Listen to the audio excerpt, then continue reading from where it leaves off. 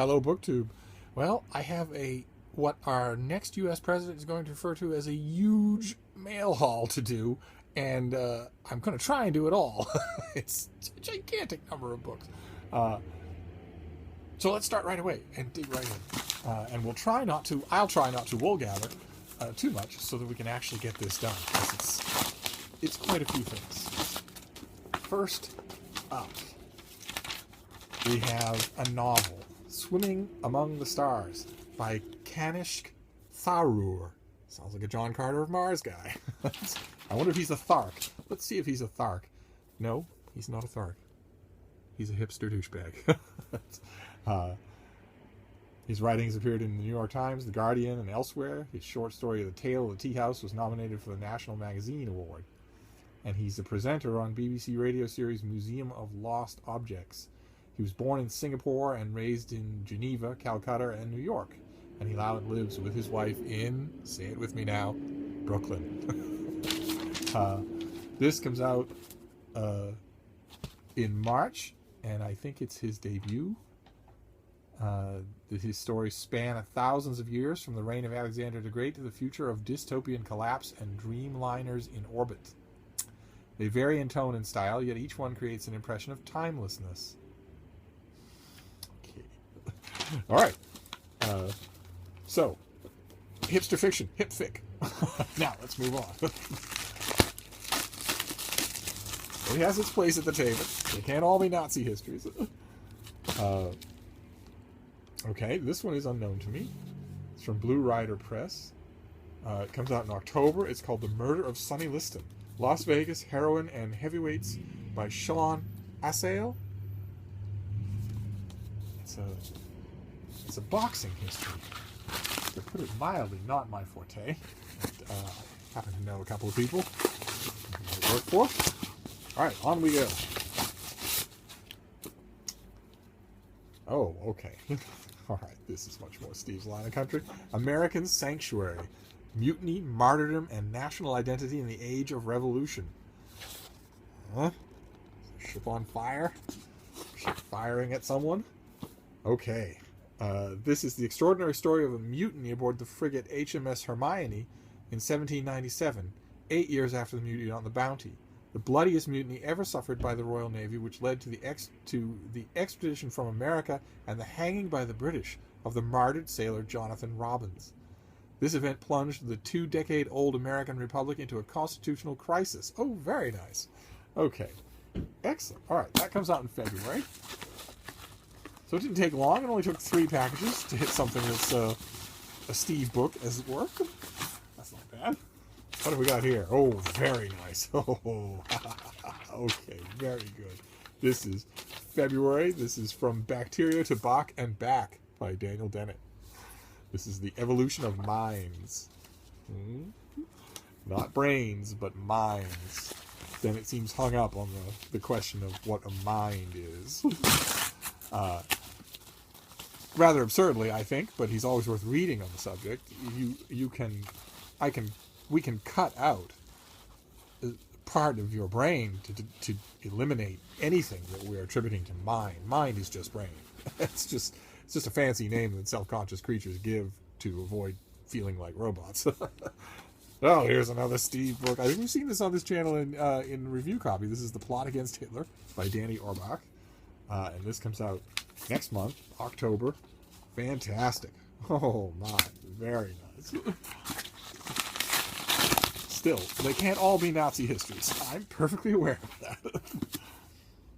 Okay, good. Excellent. This is YA. Nowhere Near You by Leah Thomas. What have we got here? Ollie and Moritz never meet, but their friendship knows no bounds. Their correspondence continues as Ollie embarks on his first road trip away from the woods. No easy feat for someone allergic to electricity.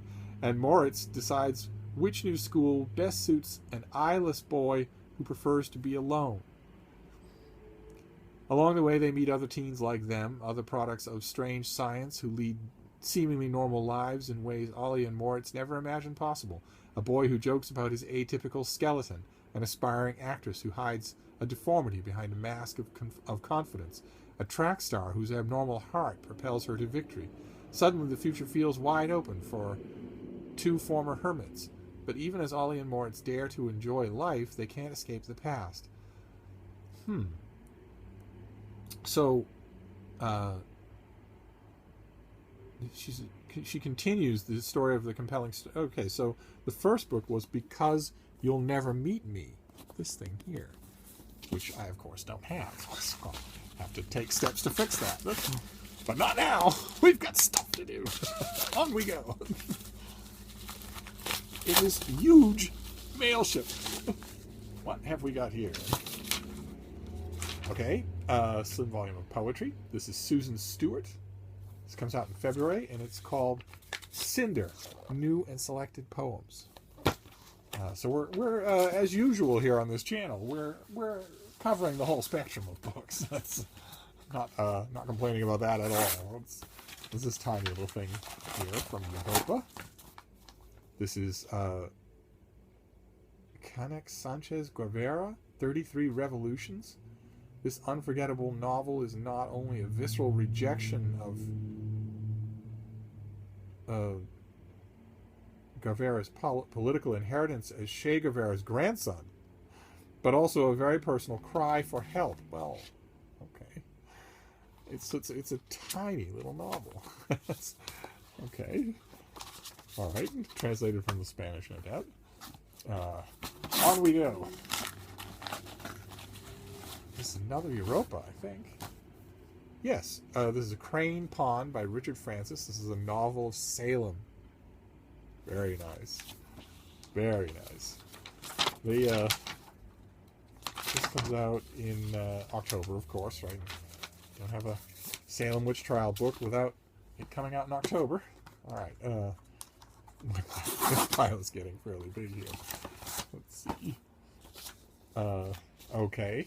All right. This has been getting reviews. This is Emily Witt, Future Sex. This comes out in October. And the publisher is delighted to announce the publication of Future Sex, the eagerly awaited first book from the acclaimed essayist and cultural critic Emily Witt. If she's an acclaimed cultural critic, to quote my beloved The Lion in Winter, there's hope for every ape in Africa. Witt's fiercely intelligent, funny, adventurous pieces in the New Yorker, N+1, and the London Review of Books, and elsewhere have earned her a growing following, which has helped land Future Sex on numerous lists of the fall's most anticipated new books. Okay. It hasn't been on my list, but I haven't actually read it, not front to back, so we'll give it a try here. Onward. Onward we go. What on earth? It's this. It's a book, but it's in an old cassette case. There are people watching this video who are too young even to remember what that is. This is Universal Harvester by John Darnielle, who is the author of Wolf in White Van, a novel that I loved. If I remember, I will put my link to it down below. He's the singer-song lover behind the beloved band Mountain Goats. Yeah, when I was reviewing Wolf in White Van, I listened to some of their music. And this will be coming out in February. Once you've opened the enclosed VHS case, in parentheses 3 exclamation points, and flip past the creepy and evocative cover art, what you'll find is a sneakily powerful and virtuosically written hold it. Slow down there, Seymour. I'll quite literally be the judge of that. Novel set amidst the haunted open landscapes of Middle America. The book begins a reliable day-to-day happening in the life of Jeremy, a 20-something video rental clerk in late 1990s Iowa. Are upended by a mystery. Customers have been complaining that ominous and disturbing footage, seemingly hand-shot in a shed or barn, has been spliced onto some of the store's cassettes. Okay. All right. It really doesn't matter to me what kind of hyperbole the publisher goes through here. Wolf in White Van was so good that I would read this author no matter what. So that's great. That's a novel I can actually look forward to. Now we move on. Still not done, believe it or not. This is Peter Mara and Chris Santella. This is Cat Wars. The devastating consequences of the cuddly killer. This is all about the absolute havoc wreaked by domesticated cats, house pets, on songbirds all across the world. So, bad news for you cat fans. Never known a dog to kill a songbird. Oh, fantastic. All right. What is this? Huh. This has got to be from one of you. This is a Penguin classic of Basho, The Narrow Road to the Deep North. It's not coming from Penguin, though, and it's not new from them. This has to be from one of you. Oh, isn't that nice? It has no note. It was just shipped from a third party. Oh, wow. Oh, fantastic. Well, you sing out in the comments field. Let me know who you are. All for Project Penguin.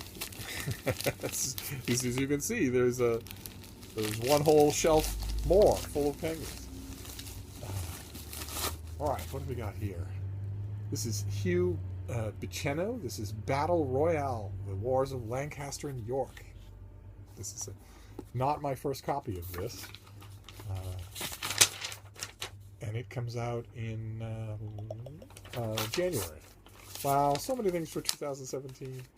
That this is all. It's a sign that my incredible, awe-inspiring year-end roundup at my intergalactically famous book blog, Steve Reads, really has to start coming together, because the entrants for that are running out. Oh, fantastic. Okay, great. This is the finished copy of a book that I read and loved. This comes out in early October. It's called Waging War by David Barron, the clash between presidents and Congress from the Revolutionary era to the present day, which is why you have a cannon at the top and a drone at the bottom. Confronting head-on the fact that in the United States politics, Congress is supposed to have the ability to declare war, not the president. This is an incredibly thought-provoking book. I don't think anybody's going to pay me to review it, but I'll review it myself anyway. This is Soft Skull Press, Crashing the Party, an American Reporter in China. Oh, right. Okay, good. Okay, this guy, this reporter has been in China longer than anyone. And this is a possibility for a review in the Christian Science Monitor, depending on how good it is. I love the cover, though. You've got all these Chinese party officials in the back circle this smiling gaijin. This barbarian in the back. That's got to be our author. Good, excellent. I'm glad I have that.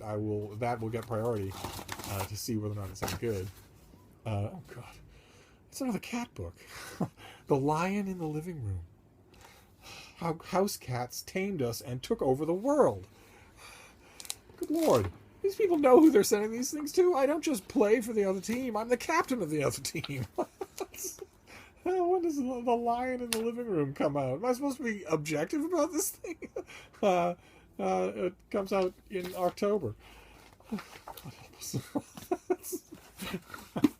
Okay, well, I didn't see that coming, but it makes a perfect match with Cat Wars.